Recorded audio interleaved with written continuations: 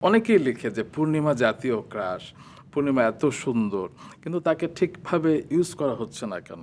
এক অংশ নির্মাতাদের দোষ দেয়, আবার আরেক অংশ বলে যে পূর্ণিমা ও তো দেশেই থাকে না, কিংবা ওকে তো রিচই করা যায় না, কিংবা ও তো করবে না, ওর কেউ কেউ এমনও বলে যে ওর তো ভাব বেশি আর কি।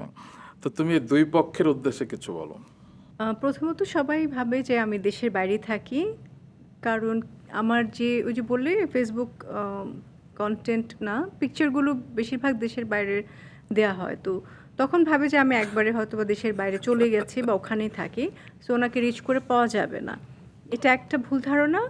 আরেকটা হচ্ছে হ্যাঁ, আমাকে কথা বলতে গেলে বা কিছু করতে গেলে আমি যেভাবে কথা বলি সেটা ওনারা ভাব মনে করে। বা আমার পার্সোনালিটি বা আমার ক্যারেক্টারটা এরকম। সেটা প্রথম থেকেই ছিল। মানে প্রথমে তো আরও বেশি ছিল।